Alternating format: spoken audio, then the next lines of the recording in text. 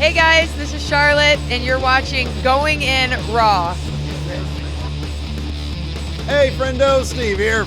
And Larson. And welcome back to Going In Raw, the only pro wrestling podcast you need to be listening to right here at youtube.com/Steve and Larson. Available wherever podcasts can be found. And, of course, taped live at the Twitch at twitch.tv/Steve and Larson. A couple notes before we get into our Raw recap, and we got a little bit of news, just a little interesting tidbit. Before all that, this Thursday, numbers don't lie. We're going to be taking a look at Dave Batista under the microscope. We're going to do our Going In Raw math on Mr. Batista, the career of Batista. You can fill out that survey right now, patreon.com/Steve and Larson at $5 a month. Or if you're a Twitch sub, the link is available during our live chats, our live shows. And if you're a YouTube channel member as well, we'll be filming that on Thursday live. So that's a lot of fun. It is. And then also, I wanted to mention this. I know we've been having, things have been going pretty good here going in Raw, and because we got ads in our show. It's how we pay ourselves, how we make some money. It's how we keep going in Raw going. But we understand if you're not interested in hearing us be salesmen, if you want the show ad-free, there are two ways to get it. goinginraw.supercast.tech for $3 a month. Great way to support Going In Raw, and you don't have to hear us hawk stuff. Or if you want the bonus shows along with ad-free shows, patreon.com/Steve and Larson, $5 a month. You get those bonus shows. So two ways to listen to the show, sans ads, no ads, if that's what you want. If you like listening to ads, if you like listening to us say ads, then they're there for you. If you don't want to pay anything, that's great too. Anyways, so where are we starting today, Larson? Let's start with some news. We can start with some news, a couple news stories before we get to our Raw recap. First up here, Mick Foley, I'm guessing kind of hot off the heels of a very buzzworthy and entertaining AEW All Out pay-per-view, shared his feelings on WWE's current state on a Facebook video. And this is what he had to say. These transcripts are from Cage Side Seats. It's a pretty short video, so we can read this entire transcript. This is what Mick had to say. Quote, this is the hardcore legend, Mick Foley. I like the title of this video. WB, you've got a problem. We've got a problem. You do. Oh, we've got a problem. Yeah. Because I think you do, and that problem is that WWE is no longer the place for talent to aspire to. Part of it is because AEW is doing a great job of attracting great talent, proven talent, building other talent, creating storylines, but part of it is a problem of your own making. I think younger talent sees the way that developmental characters are cut or are left by the wayside, or in the case of Karrion Kross, greatly watered down and even made a joke of when they debut on the main roster. If it's not broke, don't fix it. If I was an aspiring talent now, big league talent, with a major decision to make, I'm not sure that I would trust WWE creative to do the right thing with my career. You guys did wonders with me back in the day. That was a different time, different place. If it was today, I'm not sure I would trust the powers to be with my career in their hands. And until that changes, WWE, you've got a problem. Wow. So first it was we've got a problem, then it turned in the end to just, hey, it's not my problem. It's your problem. Yep. I don't have a problem. Yeah, dude. I mean, Mick he's always been very forthcoming with his opinion on things when he sees them going not great. I mean, let's remember Mick was the guy who WWE brought in to introduce the 24/7 title. And the third hour, they turned the house lights down. Yeah, that's right. That's right. That lasted all of 2 weeks, but the 24/7 title is still a thing. Yeah, dude. I mean, look, if you're a pro wrestler, if you're a guy who's, or a girl or woman who's young and aspires to get into pro wrestling, WWE essentially is saying these days two things. Number one, if you're going to go the independent route, we're not interested. Mm-hmm. You build yourself up. I mean, the Inspiration, the Iconics had a similar thing to say. They had, I believe it was on their podcast when they talked about the options out there. And they said, if you're looking to get into wrestling, the independent route, WWE might not be the way to go because, number one, you have a ton of other options out there for you. But also they were talking about the virtues of diversifying your revenue streams. But yeah, what Mick here is saying is totally true. It seems that WWE's going in a direction where they'd rather get athletes from a variety of sports, and just sort of mold them into what they want, as opposed to, people who have spent 5, 10, even 15 years crafting their own brand on the independent circuit, which always excited me to see new faces that, hey, I saw this guy live in whatever, MLW, PWG, wherever. Yeah. And now they're here in WWE. That's exciting to me. But they've had success in the past. Bianca Belair, you could look at her. She's basically a WWE original, a homegrown talent right there. They have success with that. But, you do look at stuff like Kross and you can't help but think, what are they doing? I know. I mean, now maybe their segment last night did him no favors either. No. I mean, they're making him this unstoppable guy now. After we're supposed to forget is what the deal is. We're supposed to forget what happened on his debut. Yeah. We're supposed to forget that stuff. It's difficult to, because it's like it just happened. It was a matter of like a month ago or two. Yeah, but there's no excitement. There's no excitement. Like, oh wow, look at this debut. I've watched that Adam Cole debut 10 times now from All Out. It was awesome. Pretty exciting, huh? So speaking of Adam Cole, in his media scrum, he said, going to WWE had been his dream since he was 9 years old. That's what he wanted to do. And he had an opportunity to stay with the company, knowing what their philosophy was going forward, I would assume, or go elsewhere and join his friends and at this upstart company, and probably not be limited by the whims of a 75-year-old man. I would imagine to a certain extent, his only limits would be his own imagination. Yeah. And if you're an aspiring wrestler or an established wrestler, I see the appeal of going to a place that seems energized, seems collaborative, seems approachable, seems welcoming, as opposed to a company that of late has a reputation for not for wasting wrestlers' potentials. That seems to have, I understand it's a huge billion-dollar company WWE is, and it really does seem to operate as such, and that it seems to the higher levels a bit impersonal. Now I understand Vince is a very busy man, but in a company where so much of your fate depends on how he views you, and utilizes your skill set, it would be nice to be able to walk into his door, even just for 10-15 minutes, to discuss ideas. And it seems like when people have that opportunity, he's willing to listen. But as Chelsea Green said, it was like 4 weeks. Yeah. He had to wait outside his office to get a chance to talk to him. Sounds like an awful way. It does sound like a terrible way. It sounds like a terrible way to approach. To try to guide your own career, you have to wait outside some dude's door for 4 hours. Whereas it seems like in AEW that you have an idea. Tony Khan seems approachable. Yeah. Seems like you can get a hold of him. Yeah. Seems like he's involved backstage, getting the pre-shoots done. That if you walk up to him and say, or he seems like he'll, before segments, he'll talk over segments to people involved. Yeah. And I'm guessing it seems like, based on the conference call he had before All Out, he's in charge of creative. No one has creative control, but if people have an issue with the creative, he's open to hearing other ideas. Yeah. Yeah, it's interesting, because the one thing that we've talked about here on the show about and it's what Adam Cole talked about, you mentioned it, one of the draws of WWE is nobody, when they were a little kid, ever thought, I want to be AEW champion, because AEW was just a thing a couple of years ago, right? Yeah. But when you're a kid and you're watching wrestling, if you're an adult now, it's WWE, Yeah. Kids now growing up watching wrestling, especially if they just watched All Out. Oh, that's in 20 years.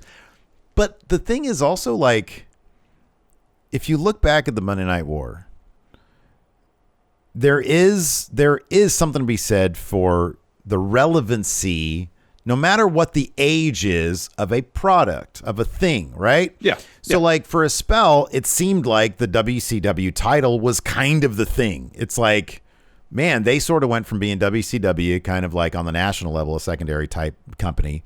And they get Hogan, they get Macho Man, and then the NWO starts, and that's a big thing. And it's like, whoa, that's the title that people want. You know, it's like over there in WWF, yes, you have Shawn Michaels, Bret Hart, guys like that. But it's like WCW's doing really cool stuff over here. You know, they got the cruiserweights, they got all sorts of great stuff going on. Yeah. And so that was the title for a spell that had the relevancy in the zeitgeist, I guess you can say, in the wrestling zeitgeist. AEW is getting to the point where that title might be the thing where, obviously, in the case of Adam Cole, it's like, yeah, the WWE title, that's great. Being main eventing WrestleMania is great, but who's going to main event All Out next year? You know, might become a bigger deal than main eventing WrestleMania. It's all based on what the thing is, what's hot, you know, what's really on the minds of people. And like for a second, honestly, it felt like it was NXT, you know, like 3 years ago or so. It was like, man, WWE champions, that's great, but like who's king of NXT? Because that's like, well, it seemed like for a while it was NXT and it was New Japan because that's where the best matches were happening. Yeah. You know? Yeah. And if you could go to either of those promotions and prove that you could put on the best matches, well, that elevated the stock of those respective titles, you know? Yeah. You know, for a while where the IWGP heavyweight title was the belt in professional wrestling, because that meant you were one of the best wrestlers in the world, you know? Because if you were in New Japan winning that title, you were putting on some of the best matches. And NXT was kind of the same case too. And you had Gargano, Andrade, Alistair, Ciampa, Drew, all in NXT. You know, when every takeover, and Adam Cole, with every takeover, pretty much there was at least one 5-star match, it seemed like. So this is interesting and sort of in line with what we're talking about. A couple people noted this in chat, and then I looked at Twitter, and sure enough. So Kevin Owens today when was this? Was this today? Tweeted and then deleted the coordinates to Mount Rushmore. Yeah. Which, of course, he was part of the PWG Mount Rushmore of wrestling, him, Adam Cole, and the Young Bucks. Yeah. You know, they have been doing, frankly, I know he's in a thing with Corbin, but let's be honest, ever since the Roman Reigns feud, they've been doing nothing with Kevin Owens. Look, as much I'd never like to see people lose their jobs. I think in the case of Kevin Owens, if he asked for his release and they granted it because he's doing nothing, or if they're like, hey, 2 years ago or a year ago, it was in 2019, wasn't it, when he signed or signed the extension? I think so. That was when they were handing out huge money. Yeah. They could think to themselves, you know what? You're not really the wrestler that we want anyways anymore. We're paying you way more money than we want to. Maybe he doesn't want to be there. Maybe he's looking. I mean, could you imagine he's looking over at friggin' what's going on in AEW? That's another company custom made for a guy like Kevin Steen. Oh, heck yeah. Heck yeah. Him versus Jericho. Oh, my God. Yeah. Oh, my God. I know. Sick. You never know. You never know. I mean, the next 12 months in the wrestling business will be really interesting as far as, you know, as far as WWE reshaping their product to tailor to Vince's current vision. You know, we've already seen or heard that it's going to extend to NXT, but how far is that going to extend on the main roster as well? Yeah. Going forward, you know? Yeah. So who knows? Let's take a quick break here to get a word from our sponsor, Craig. Steve. Yes. Something I got to tell you. I feel like I need to take up a new hobby. I want to start making stuff out of wood with these hands of mine, but I have no idea where to start. Where do I start? You're going to get into woodworking, huh? Yeah. All right. Well, I was once like you, feeling the urge to craft something with these hands of mine, but unsure if I could do so. But then I got these hands on a Craig Pocket Hole Jig 520 Pro. Craig has been the innovator and leader in pocket hole joinery, setting the standard for 30 plus years. And now, if I got my Craig Pocket Hole Jig 520 Pro and a drill, I feel like I can build nearly anything from bookcases to desks to outdoor patio furniture. Really? Yeah. Bookcases, you say? Tell me more. Tell me more, All right, please. sure. See, pocket hole joinery is a way of creating fast, simple, and strong joints in a variety of wood projects. And the Craig Pocket Hole Jig 520 Pro makes it easier than ever. You know me, Larson. I've never been terribly handy, and the thought of building something out of wood with these hands of mine seemed like a pipe dream. But after going to craigtool.com, that's K-R-E-G tool.com, and getting my hands on a Craig Pocket Hole Jig 520 Pro, I can build pocket hole projects anytime, anywhere. Anytime, anywhere, you say. How about the time in a couple hours, my house, bookcase right there. Wow, interesting. I'm going to say this. No, because you can do it yourself, Larson. Oh. Now anyone, even Larson, can easily create perfect and strong pocket hole joints with the Craig Pocket Hole Jig 520 Pro. It works with a wide variety and size of material and is great for building all types of indoor and outdoor wood projects. The Craig Pocket Hole Jig 520 Pro comes with everything you need and retails for just $99.99. It's available nationwide at Home Depot, Lowe's, and other home centers, woodworking, and hardware stores. Learn more at craigtool.com. That's K-R-E-G tool.com. Again, that's craigtool.com. K-R-E-G tool.com. Before we get back to the show, let's get a word in from our sponsor, Chime. So, Larson. Yeah. I assume you have a checking account rather than keeping your money stashed in a shoebox under your bed? That would be correct. I have a checking account, and the only thing I keep in shoeboxes are my shoes. Smart move. But does your online checking account cost you money? Because it shouldn't. Chime is an award-winning app and debit card that features no overdraft fees, no foreign transaction fees, monthly service fees, or transfer fees. Chime is also super convenient because they have over 60,000 fee-free in-network ATMs, including at handy locations like Walgreens, 7-Elevens, CVS, and more. That's more locations than the top 3 national banks combined. Wow. And get this. With Chime, you can send money to anyone, even if they're not on Chime, and there's no fees for you or cash out fees for them. It's time to say goodbye to hidden fees. Join the millions of Americans already loving Chime. Sign up takes only 2 minutes and does not affect your credit score. Get started today at chime.com/raw. That's chime.com/raw. Banking services provided by and debit card issued by the Bancorp Bank or Stride Bank N.A. members FDIC. Out-of-network ATM withdrawal fees apply except at MoneyPass ATM in a 7-Eleven location and at any Allpoint or Visa Plus Alliance ATMs. Other fees such as third-party and cash deposit fees may apply. We could talk about this. This seems like a fun thing. It was announced today that The New Day and The Undertaker will star in an interactive Netflix film entitled Escape the Undertaker.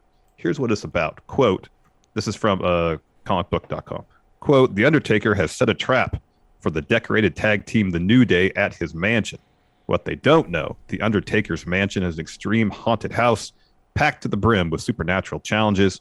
It's up to viewers to decide the fate of these 3 poor souls trying to survive the wrath of The Undertaker. This particular film debuts October 5th. Oh, wow. It's less than a month away. That's great. So right before we're proposing to do our 24-hour stream. Oh, we're watching. This is a watch along then. This is definitely a watch along. Does Netflix have one of those like party watch along things? Doesn't matter. Maybe. We're going to do it. All right, we'll do it. This is great. Yeah, this is awesome. They should always be doing this stuff. That's one thing that, look, the WWE, they still have a vast roster of really great characters. Yes. You know, it's just unfortunately a lot of the time the creative just isn't up to par with handling these characters great. But the New Day are always great. They're always amazing. Who doesn't want to see them and The Undertaker in an interactive Netflix film, Escape the Undertaker? That sounds amazing. That's great. And here's one advantage the WWE still has over any other promotion we'll have for foreseeable future is they have this platform where it can launch to pretty sizable projects outside the world of professional wrestling. Yeah. Outside of Cody Rhodes, seemingly no one in AEW has that yet. Mm-hmm. Give it time. The company's been around for 2 years, basically. So in time, I'm sure they'll happen. But right now, if you want to get into TV, movies, other pop culture platforms, and you're a wrestler, WWE is kind of still the way to go. Absolutely. if you want to explore those options. Yeah, for sure. Yeah. Yeah, I mean, look, they've talked about, being an IP house and they want to be like Marvel and stuff. It's like, this is the kind of thing that you probably want to start exploiting. Yeah. Anyways, Raw. The Raw after All Out. Wow. Fire stuff. I didn't think Raw was actually too bad this week. I thought building around tag team Turmoil was a pretty cool idea. I thought the New Day had a good showing, obviously, in that. Oh, yeah. That was a lot of fun. I don't know. What do you think of it? I thought all the tag team Turmoil stuff was really good. They gave Raw is by and large more enjoyable when they focus on in-ring action and telling stories in the ring. And I think something like gauntlet matches, and in this case, tag team Turmoil match, was a great vessel to tell interesting stories, not just the macro story of who's going to be the next contender for RKBro's tag team titles. You got the stories of, in the case of like Mansoor and Ali, the interplay between the two of them. You got the story of the New Day, who always excel in gauntlet matches. Mm-hmm. And then you have the stories from match to match where the New Day wins a match one way, they try to do it again the same way the following match, it gets countered. Mm-hmm. I think the level of detail with all these matches I thought was really, really good and led to some interesting stories along the way. I thought Sheamus and Drew put on a hell of a match. And I thought everything else probably was going to be their last one for a while, you'd think. Yeah, I would think so. And I thought everything else was kind of so-so. I thought tag Turmoil stuff was really good. Drew, Sheamus, really good. Like, they built up the Charlotte Nia Jax match as a thing, and then Shayna decides to cost Nia her match now. Yeah, because of what happened last week. I understand the motivation. It felt like a bit of a letdown after all the, I know it was just a 1 week build, but given what happened last week, the talk that was going around about how they were like shooting on each other and stuff, it just kind of felt like it petered out a little bit. Yeah, because then they just moved right on to Charlotte Alexa Bliss. I don't disagree with you. I thought they could have done a lot more of the fact that Nia Bliss obliterated Charlotte last week with that with that thing. I do think, I will say this though, looking at Raw, I think there's plenty of people doing entertaining stuff. Like, RK-Bro, Randy Orton looks like he's having a blast. Riddle was obviously just trying to make him laugh last night. I thought that was fun. New Day's doing really good stuff, which is incredible given that they've been around for God how many years now. They're still being very entertaining. There's a lot of entertaining stuff. Even Morrison's entertaining.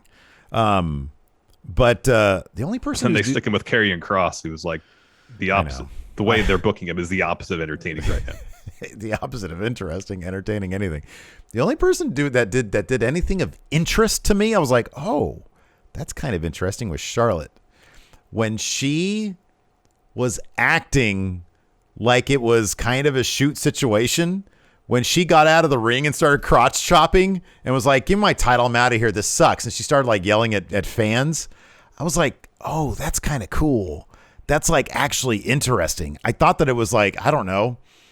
It seemed like she was just doing something that nobody else was doing, And it was a mere moment. It wasn't very long, but it was sort of Charlotte being like, she can work a crowd. And I just feel like she's, I don't know, she's just working the crowds a lot better than anybody else is these days, Going out there, she was just walking around crotch shopping. Yeah, I know. I was like, that's different. That's cool. That's like unpredictable.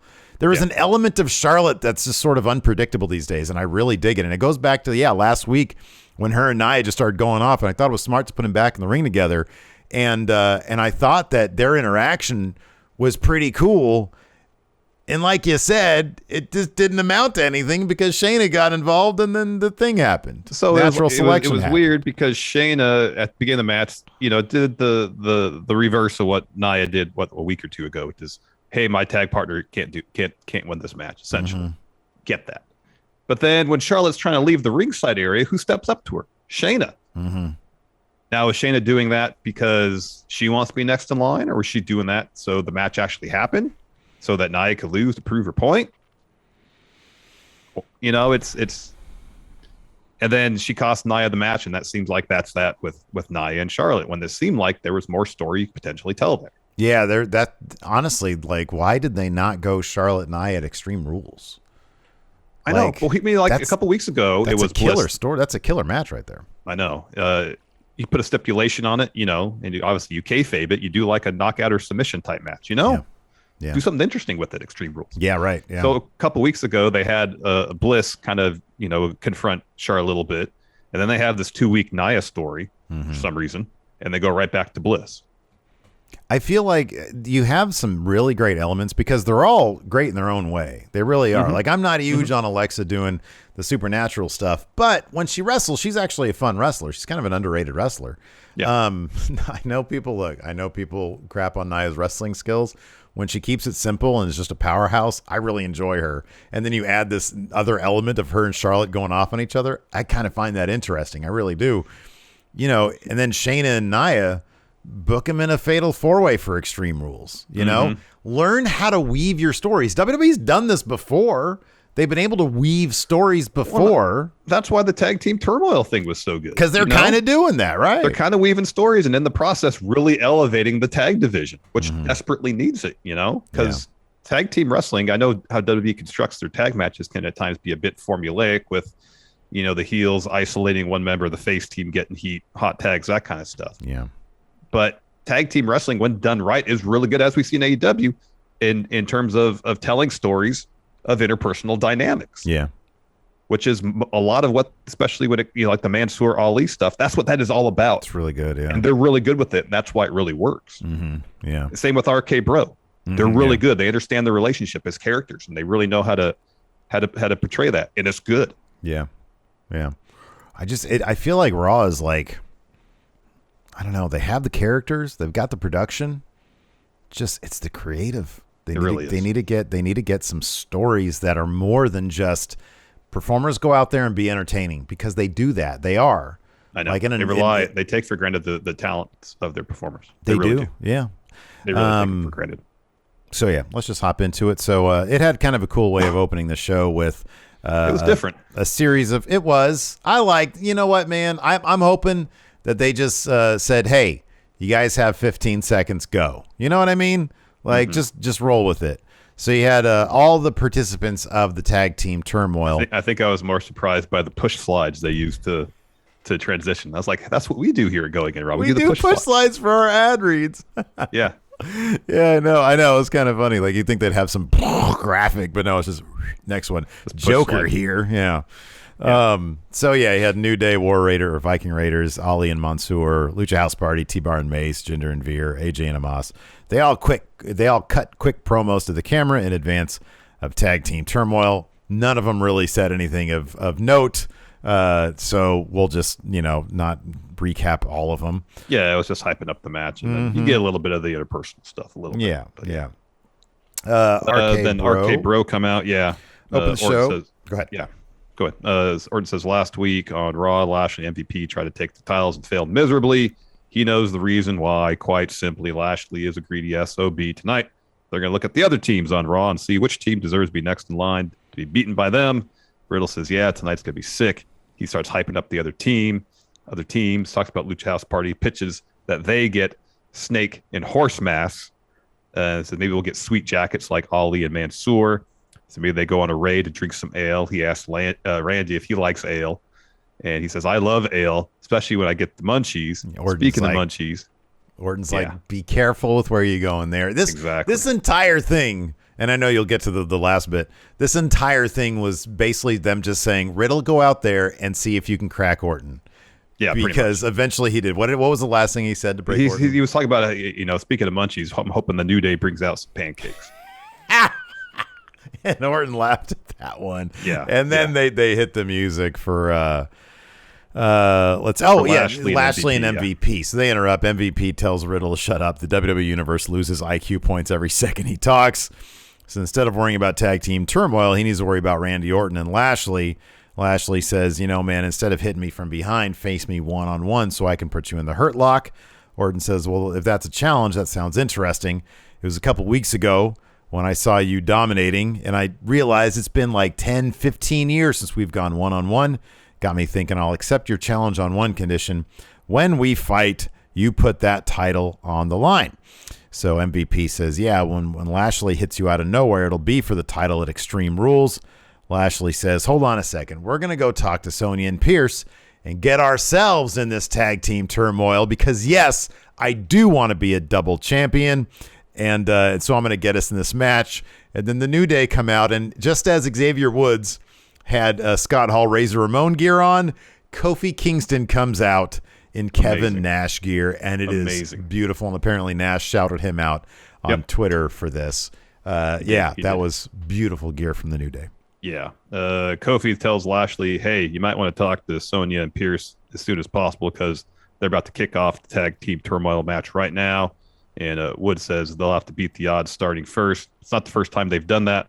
Like when he beat the odds in pinning Bob Lashley. And MVP gives them crap about that. And they'll say, well, we'll do it again. We'll move on, win this, become tag champions. And so they kicked off tag team turmoil against the Viking Raiders. Yep. And this is a cool bit when Kofi hit a trust fall into the Raiders.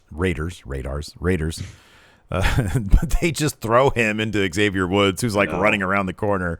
We go to commercial. Kofi ends up hitting Trouble in Paradise on Hanson, I believe. And then Woods rolls up Rowe for the win. Correct. Yeah, I believe so. Yeah. After escaping. Rowe Viking was experience. Eric, right? And Ivar is Hanson? Okay. Yes, that's correct. Next opponents for New Day are Jinder Mahal and Veer. So the New Day lay out Jinder and Veer while they're making their entrance.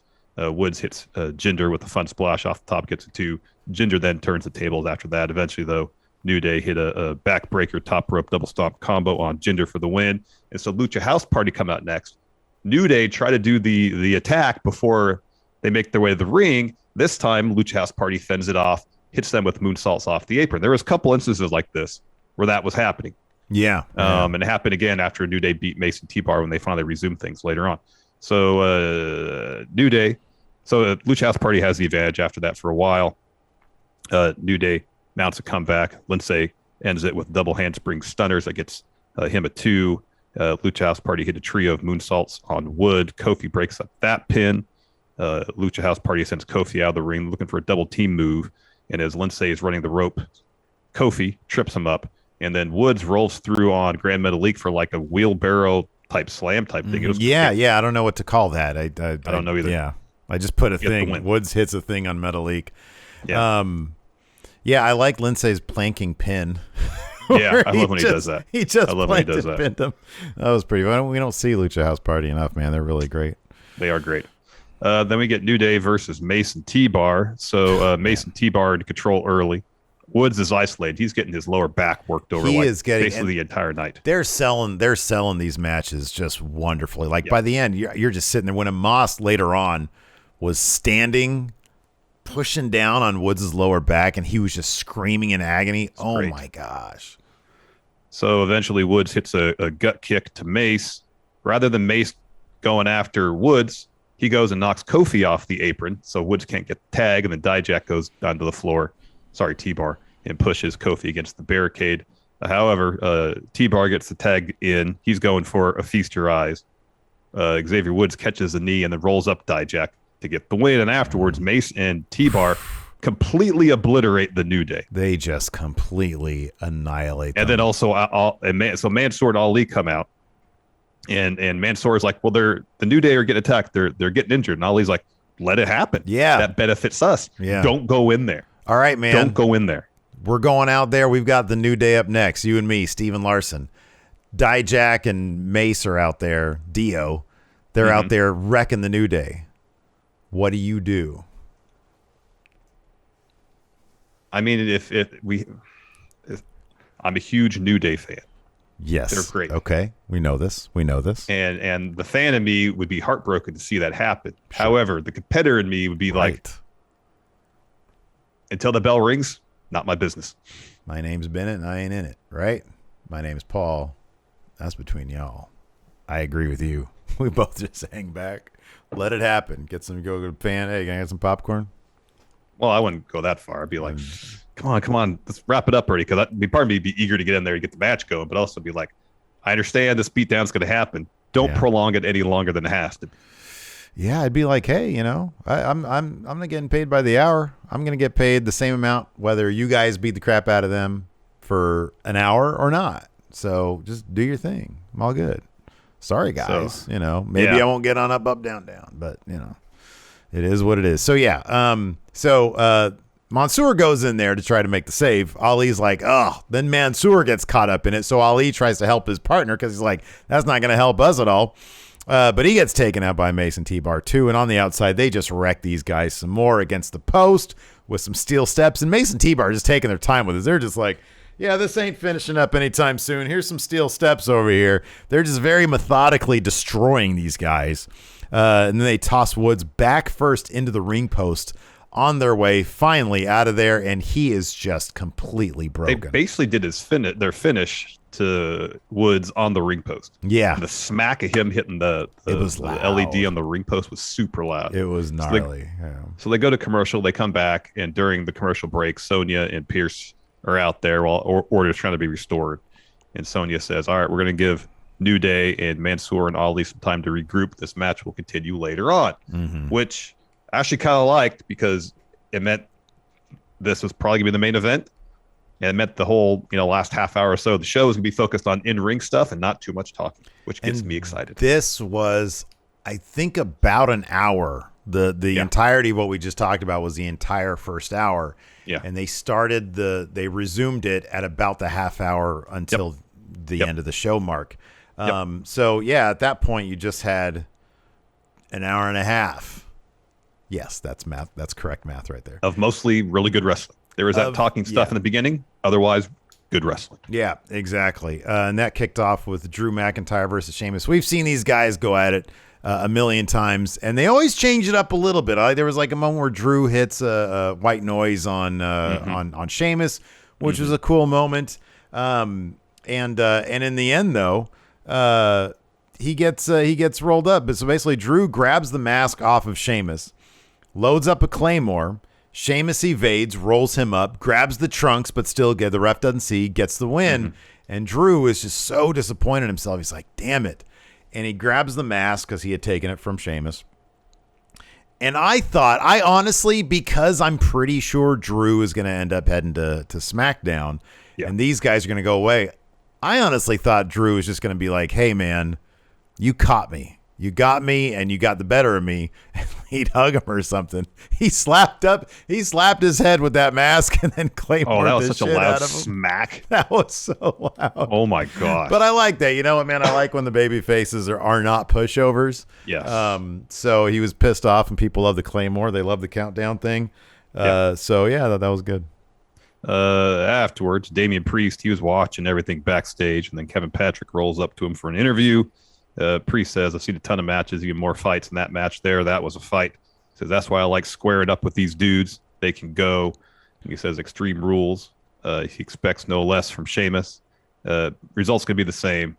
Sheamus going to be beat down, except the only difference is he's going to hear, and still United States champion, Damian Priest. They had Priest basically wholesale change his promo since he got to main roster. He's so genuine. He's still not smooth at all on the mic. I'm looking forward to seeing what he could do like a year from now because he does have a very genuine, relatable personality, Yeah. And I feel like when he says stuff. Oh, sorry, go ahead. He's just got a lot of charisma, yeah. He does. And I feel like, I don't know if this is something that's scripted or something that he's putting in. Just him being casual, calling Kevin Patrick dude. Yeah. These dudes, they know how to fight. It feels like he's speaking with his own voice, Yeah. As opposed to so many other performers who have their promos written for them and just probably given to them 10 minutes before they have to do it, It is kind of corny that he's named his fan base the Agents of Infamy. It doesn't really roll off the tongue that way. It doesn't at all. No, not at all. My Agents of Infamy. Yeah. Yeah. After that, we had a Rhea and Nikki ASH interview. So Rhea says after debuting on Raw, she had one goal to be champ, but after seeing Nikki fight what she has fought through, she believes they have a lot in common. And Nikki says, I still want to be champ, but she doesn't think they should fly. To any conclusions. Says they don't have much in common, but they're working on it. And they're getting there. So the storyline is a combination of, it's pretty much can they coexist? I think they saw what happened with Riddle and Orton and think, let's try to do that here. That's what it feels like. It's hard to argue that point. So anyways, Rhea says, here's the thing. I feel like their characters are getting in the way. I think that Rhea and Nikki could probably have really good on-screen chemistry when it comes to like interviews and stuff. Because you see a little bit of it. I thought the end bit was decent. Yeah. So like here, I'll wrap it up and we can talk about it. Rhea says, hey, if this does work and they beat the tag champs, maybe we'll have some gold in common. And then you hear Nikki whisper something to her. I couldn't really make out what it was. And Rhea lets out a heavy sigh. And maybe it's time to unleash Super. And then Nikki interjects and goes, brutality. Yeah. Like I thought that was pretty well done. I don't disagree. You're right. Rhea seems to have a hard time getting in her dialogue and maintaining character. Because she's obviously supposed to be something that isn't entirely her, and she has to read dialogue. And I feel like you can have one or you can have the other, but you can't have them both. Yeah. And that awkwardness, general awkwardness, just doesn't fit with also having to play this character, read this dialogue, and be a reluctant partner to somebody who I think she probably genuinely likes. Because everybody seems to like Nikki, and Rhea seems like a lovely person. Yeah. And so there's just too much going on for it to work, but maybe it's a matter of reps. Because I like them together. I think they do have an interesting thing, but you're totally right. It's just, oh, well, the Riddle RKBro thing is working. Let's do it with these two also, even though they probably should be telling like a real story here. And another aspect of this is this feels like a story that should have been told before Nikki wins the title. Yeah. You know? No, dude, no. They had an opportunity with Nikki. Now you just have a superhero gimmick with nothing to go with. You know, there's no story. There's no character progression. It's just you got a gimmick. And thank goodness the person within that gimmick is hugely charismatic. Taking for granted the talents of the performer and using that instead of actually telling a story. Yeah, exactly. Yeah. So before we get to that match, we have a Charlotte interview. Where she says, last week Nia said she was going to splatter me all over the ring. She didn't finish that job. She says, I'm here. I'm back, looking better than ever. She says she's not like most women, but I'm one of a kind. And instead of that crown she was going to shove up my ass, I'm going to beat her over the head with it or something like that. Even she knows that this is all just like blah, blah, blah, blah, blah. Yeah, She'd rather be like just crotch chopping. I know. So we had Rhea Ripley and Nikki ASH versus Natalya and Tamina. Was this declared a championship contender match? I don't believe so. Nobody said anything about that, but also, I just sort of fast forward as to where I get to the action, so it's very possible I missed it. De facto, probably a championship contender match. I know Shotzi and Tegan Nox have won like 3 of those over on SmackDown. Apparently, they don't care about that on Raw. I don't know why they're. I do not. Oh. Dan says it was on the graphic here in chat. All right, there we go then. Really? Why is it Tamina and Natalya, they just lose? They're the tag team champions. Have they won a match since they won the titles? Yeah, they have. They've actually they've won. I looked up the record last night. I was like, I really want to know what their record is, and they actually do have a fairly impressive win-loss record since they won the titles. I think I'll go back and check. If you want to talk about this match at all, go ahead. Sure. So early on, Natalya's looking for a sharpshooter on Nikki. Nikki boots her off. She's going for the tag to Rhea. Rhea gets in. She goes on a run, hits Natalya with a Northern Light suplex, gets 2. Nikki gets tagged back in. She hits Natalya with a top rope front splash. Tamina breaks up that pin. Rhea boots Tamina from the ring. Natalya then hits Rhea with a German suplex. Nikki's looking for a tornado DDT on Natalya. Natalya blocks it. Instead hits a discus lariat. In the process of that, Nikki falls back in her corner. Rhea tags herself in. Natalya doesn't see it, though, so she's looking to put a sharpshooter on Nikki. Instead, Rhea sneaks up behind, hits Riptide to get the win. So since their title win, not including that, since that win, they have gone in matches that, not including Money in the Bank, but in matches that include them as either a team, singles, or trios with like random people. Like at one point, they and Charlotte Flair took on Dana Brooke, Mandy Rose, and Rhea Ripley. Right. Yeah, they're 9-6. Right. Just the 2 of them. So obviously they've dropped their last 2. So it was the Raw Championship Contender match, the SmackDown Championship Contender match. Before that, they beat Doudrop and Eva Marie. They beat Nia Jax and Shayna Baszler twice in a row. Yeah, I remember that. Sorry, 3 times in a row. They lost the 2 to Tegan Nox and Shotzi. Natalya lost 1 to Rhea Ripley. She beat Mandy Rose. And just tag matches. Just tag matches. So since the title change, they beat. They've gone 1, 2, 3, 4, 5, 6, 7 wins. Right. 7 wins and at least 1, 2, 3, 4 losses. All right, 7 and 4. All right. Yeah, which you're the tag team champions. They do have a winning record. They have that. Yeah. So Still seems like they're losing an awfully lot for champions. They're champions. They're champions. They should be winning way more than they're losing. Yeah, way more. Oh gosh. Then we had Moist TV with Karrion Kross. And John Morrison tries he might. He's trying to be entertaining. This dialogue they're giving Karrion Kross is so generic. It's so bad. It's bad. It's not good at all. He says so. Morrison's doing a bunch of his water puns, and he says, "Could you describe your how could you describe yourself? Could you describe yourself?" Says, "What makes you tick?" Yeah, what makes you tick? He says, "Well, Morrison, thank you for having me here. I appreciate it. I guess I could describe." He sounds like he's on a dating game. "I could describe myself as a guy who wants to make people's worst dreams come true." Here, you pick this up because I did the bare bones here, but I feel like you have more. So Morrison asked Kross, "What are you going to do next?" He says, "I plan on making you suffer." Yeah, awkward. And then Morrison says, "Well, the locker room knows if you threaten me, you get moistened up by a dripstick. So what's next for you? U.S. title, WWE title?"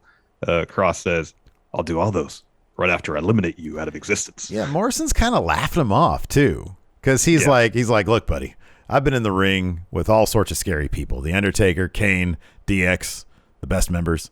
He says, "You don't scare me." and then Kross cuts him off, says, "You asked for answers, and you're going to get them in the ring when I teach you to fall and pray." He's not intimidating. He's not very you'd think he would be. He's huge. He's got a great voice. He's just corny. And it doesn't you think Moore's like, whoever they're going to put against him, you should be scared of the guy. Morrison's like laughing him off. And then even during the match, was the match next? No, it wasn't. Was it? Oh, it was. Yeah. It was. Even during the match, Morrison, instead of like being freaked out about the guy, he hits him with a dripstick. Yeah, I know. Which causes Kross to boot him, throws him a great bump. He does this thing where he basically throws him over the corner ring post from the inside to the outside. It's almost like a belly to back out of the ring. Yeah, exactly. Yeah, it was pretty crazy. Gnarly. He brings Morrison back in and puts the Kross jacket on for the win. But it's like, for you to go and grab a dripstick and hit the guy in the face with it, you're not really taking him all that seriously. He kind of looks like an asshole when you get hit in the face with a bunch of water. Yeah. Just saying. Yeah. So after that, we had a Nia Jax interview. She says, "I don't want to waste my breath talking about Charlotte," but everything she said was obviously a defense mechanism. She freaked out last week because no one has physically overpowered her the way that Nia had. So it says whether Charlotte wants to admit it or not. Nia says, "I did splatter her."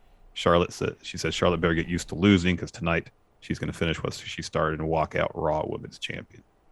I agree with Concert Crap here. He says Kross is a splash hole. So we get that match next, and it's kind of a weird match. So Shayna gets up on the apron and does the same thing Nia did last week, where in advance of Shayna's match, she gets up on there and says, "Hey, I'm gonna splatter you, and Charlotte later on," and says, "There's no way my partner can win this." Right? Yeah, Shayna says that. So there's no way. She's like, she's probably gonna choke, and Nia's like, "What?" So, anyways. Charlotte and Nia start jawing back and forth. Charlotte's yelling at Nia about like pulling her hair. It was after a hockey fight though, because they're all just like right. And so Nia steps to her and Charlotte, dips out and leaves. That's when she starts doing the crotch chopping thing, and she grabs her title, and Shayna gets in her face, and then Nia pulls Charlotte back in. And so they go at it, and I'll be honest, I kind of remember this now. I kind of like this because the match is really physical, and even Graves says this is not a very pretty match, but man, they're really going at it. So yeah, they're trying to replicate sort of a shoot style, really sort of physical type match. Charlotte hits a moonsault to the outside, onto Nia. Shayna runs up at Charlotte to try to punch her. Charlotte evades, and Shayna almost punches Nia. And they awkwardly stand there for a spell. So they go. She gets back in. They start going at it more. This finish sees Nia has Charlotte up on top. She's going to do something to her. And Shayna gets up on the apron to talk some shit. Nia gets distracted by that. Charlotte comes to, hits natural selection from the top to get the win there. Did they show much? The next thing I have is the Alexa Bliss stuff. Did they show what happened to Nia and Shayna after that? Did they have words? Shayna walks like through the timekeeper area, and then Nia just kind of like processes things a little bit and then kind of follows her. Yeah, okay. All right. But then Alexa shows up with the Tron. She's like, now that you're done fighting Charlotte, it's time for some fun. Come on to the playground and bring one of your robes because Lily really wants to try one on. Yeah. And then Charlotte says, of course, Lily as a fan isn't that cute, except the queen doesn't do cute. She's not interested in playing mind games, and she's not coming to the playground. Bliss says, well, that's too bad. Lily has a lot of pent-up energy. Charlotte, do you know what it's like being cooped up with an out-of-control lunatic? Of course you do. You're a flare. Ooh, that was a good line. She says, if she's not going to come to them, they'll just have to bring the playground to her. Lights come down, back up. Alexa's in the ring. Charlotte says, obviously, Bliss, you want something. What is it? Alexa just points to the Raw Women's title. Charlotte asks, oh, you want a title match? That's fine. But this isn't your playground. It's mine. Yeah. Yeah, I like Charlotte. Like she's not given the best creative to work with, but she really does make the most of everything she does. And she does have sort of an like I mentioned at the head of the show, a bit of an unpredictable feel to her, and I like that. You know? Yeah. After that, I could have done without any of this stuff. We had a 24/7 title match, Reggie versus Tozawa.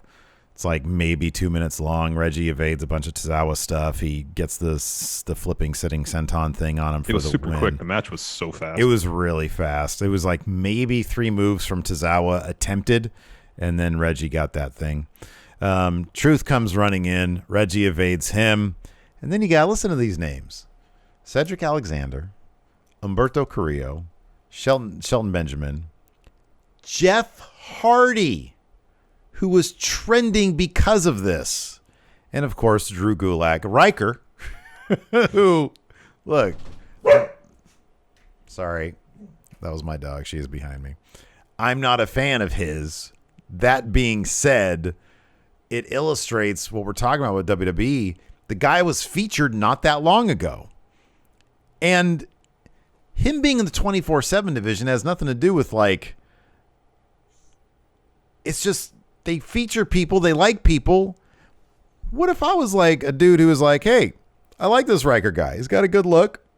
He's very intense.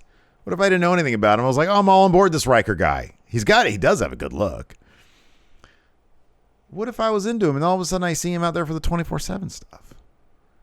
It would be pretty deflating. It's like, why am I watching this? He's going after the crap title that Reggie has. And no offense to Reggie, but it's like, I like wrestlers, man.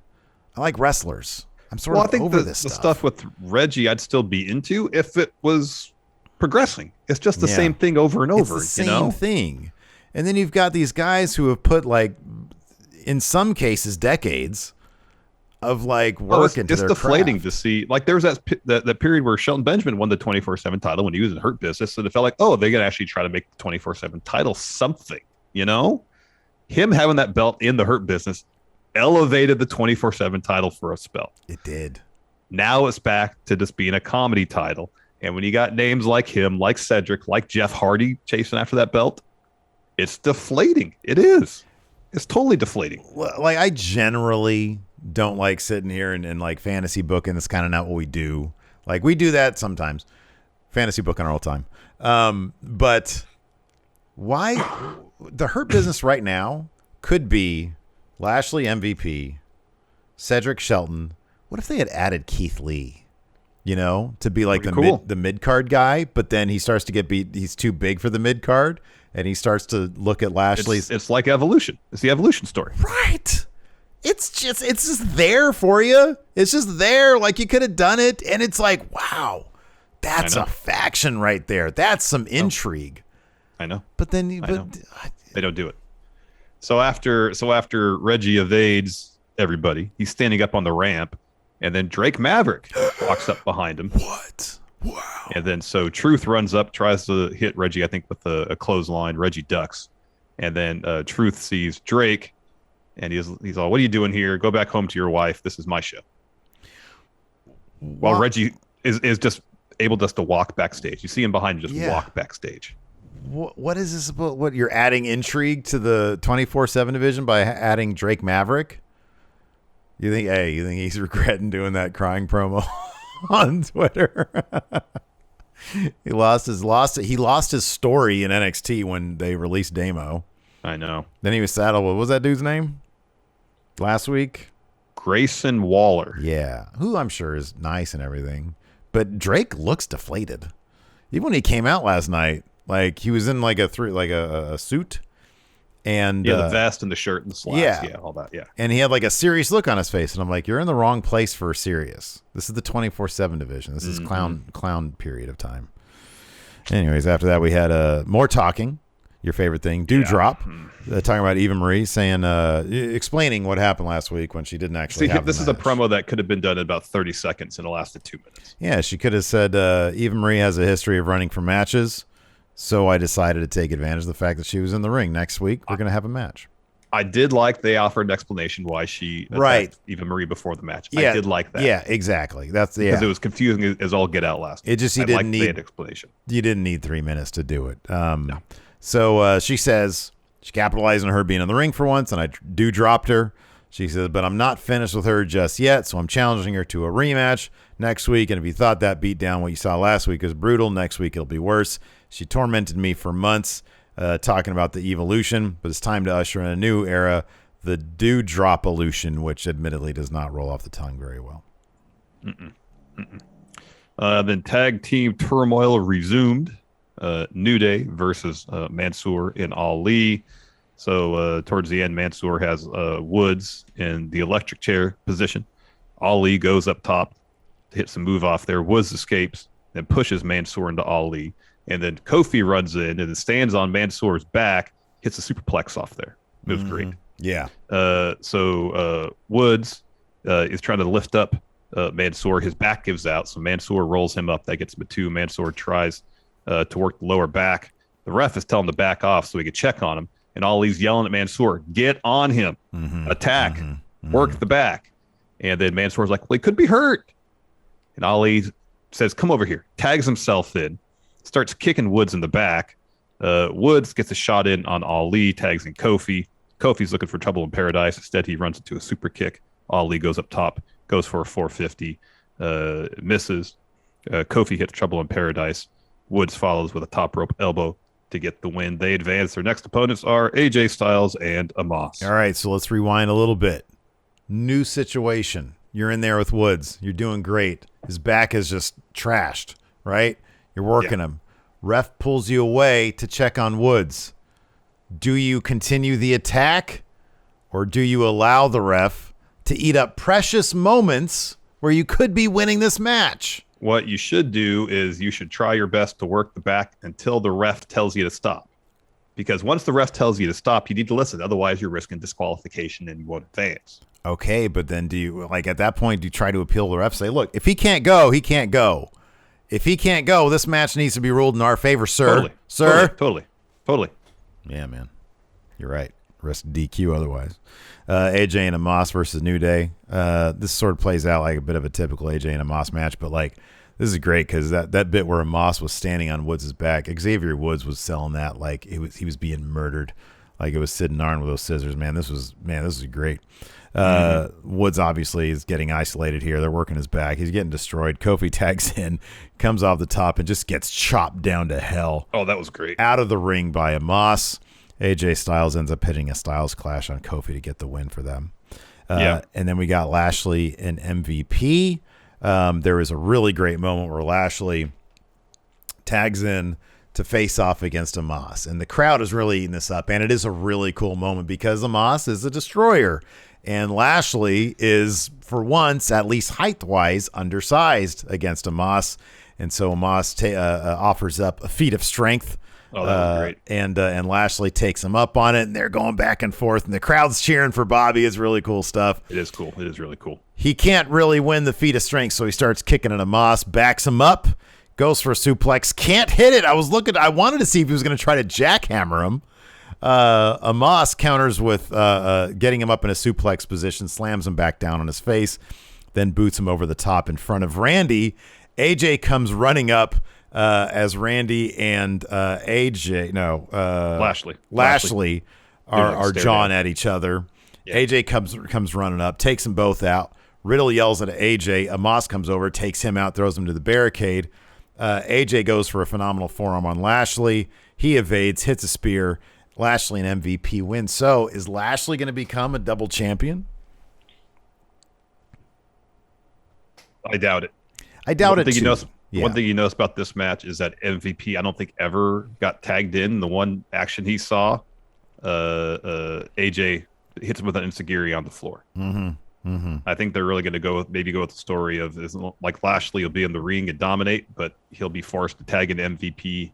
MVP will take the loss probably again. That's what I'm guessing. Yeah. This is all a story to hype up Orton and Lashley for the title at Extreme Rules. Yeah. I believe MVP was in his hometown, wasn't he? Is he from Miami? I think there were MVP chants, and I thought I remember commentary saying something about him being from there. Okay, Maggie says he was. Oh, okay, cool. Yeah. So they had his team at least go over, which was pretty cool. So yeah, I don't know. It wouldn't shock me if they did like a quick switcheroo, like just to have Lashley be a double champion, and then maybe on Raw you give him back over. Probably not, but that'd be kind of cool. Because the match is happening next week on Raw. The tag title match is, right? That's happening on Raw? Okay. Yeah, next week. Probably right. And then the title match is on Extreme Rules. Maybe they'll make, if Lashley and MVP do win the tag titles, maybe then they'll have the match Extreme Rules for everything. That could be. And Orton will win that. That could be. Yeah. Yeah, we'll see. Yeah. And then after the match, Amos hits his finish on Lashley. Randy hits Lashley with another RKO. So yeah, good stuff. Let's go ahead and answer a couple of questions here. If you're in the Twitch chat, go ahead and highlight your message, and we'll see if we can go about reading it. We do have a new, just real quick, a couple of new patrons: Craig Karst, Zach Spoonamore, and Connor O'Neill. Thank you very much. Thank you all. Thank you so much. Support. Will Terminator with the sub. It says, Larson, have you seen the new Mastodon album tease leak? If so, what are your thoughts? Have not. I will check that out when we're done. Jorge D says, after hearing Steve's review about the disappointing Shaq-a-Roni, WWE decided to make their own wrestler-themed pizza to compete because they think Shaq is an AEW wrestler. Which WWE wrestler should have their own themed pizza? What's the gimmick and what's on the pizza? Have the New Day ever broached the topic of pizza, their pizzas of choice on their podcast? Like if somebody were to ask New Day, don't recall, put together your perfect collaborative pizza, I think that'd be cool. Happy Corbin should do like a deluxe super expensive pizza. That's good. I like it. Happy Pizza. I like it. Let's see here. Eddie. Oh, okay. Here we go. Eddie Brock's Venom. Can you predict what matches at Extreme Rules will get a stipulation, and who will it be? So I think we know that Priest is taking on Sheamus at Extreme Rules, right? Yes. Yeah, I'm looking at it now. I don't know.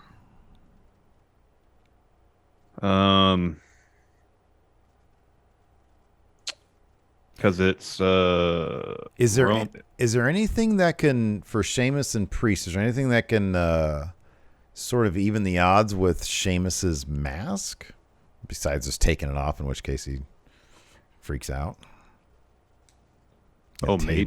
Tables, ladders, or could they chairs. just do Sheamus's face mask on a pole match? Oh, there you go. That's a good one. And that way Priest gets it, he can use it. There you go. That's good. Oh, the Concert Crab says hair versus mask match, but it's Sheamus's mask. That's a good one. I like that. That's a great idea, actually.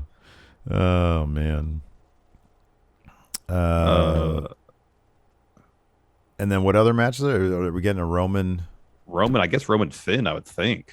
Yeah, do we know? I mean, on the Wikipedia page, is there anything else confirmed? We're getting Bianca versus Becky. Oh, yeah. That's happening.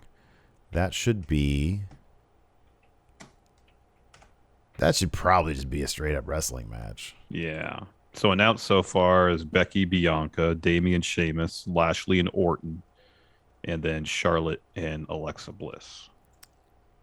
You know what? Have every single match being tables, ladders. Well, no, TLC is its own pay-per-view. It's its own pay-per-view, yeah. Okay, every match is an Extreme Rules match. Then you can Every do whatever match you is want. Like no DQ match, exactly. Yeah, you can do whatever you want. Yeah. Let's see here. It's pairing. Let's see here. Anthony R, is pairing Nikki up with Rhea going to help her get over better, or are they just going to drag, or is it just going to drag Rhea down? I think fans will be into it. I wonder if the idea is, I think fans will probably end up being into it. They need to let them loosen up a little bit with their promo stuff. They do. I kind of like, again, I think if they had done this whole story with Nikki in a different order, imagine if they had done, the idea is it culminates Nikki still with Money in the Bank briefcase, culminates with her beating Charlotte for the title, and that's the huge moment, you know? Yeah. And along the way, maybe at Survivor Series, they could have done, maybe have the 4 horsewomen. Yeah. You know, have Charlotte, have Becky, have Sasha. I don't think Bayley's be back in time, but if she were healthy, Bayley, all his heels, all together. Yeah. Taking on a face team of Nikki, Rhea, and Bianca, and somebody else. Yeah, right. You know, and it's like a superhero team up battle. Yeah. You know, and so you have that story, and then it ultimately leads to superhero being the supervillain. They didn't do that though, so. Man, could you imagine they got the once Bayley comes back, you got all those horsewomen. If they're all still heels, team up. You have that's again. It's WWE. You have great things. Great things. Yes. White Brownie, should they start booking the King and Queen of the Ring matches now before the draft is next month? They don't know what's happening with the draft, so they can't be booking any tournament matches since they probably have no idea who's moving where in the draft. I think they know one thing. That's Drew going to SmackDown. That's a certainty. That's got to be it. I don't think Bianca's going to move because I think this Becky thing is going to take a while. I think that's going to last a while. But you never know. Yeah, the rest of it, they're just going to decide day of. Yeah. Yeah, Dan J says, think Drew moves over to SmackDown during the draft and chases Roman. Yeah.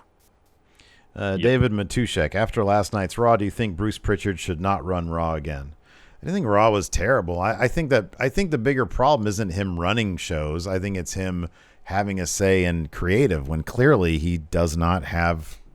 I don't know. I don't think that his vision of pro wrestling is what appeals to me necessarily. Oh, agreed, 100%. Yeah, people don't want. They don't want to know about Kevin Nash. He's Diesel. He's an attraction. Yeah, it doesn't seem like his philosophy has evolved since the early 90s in that regard. Nope.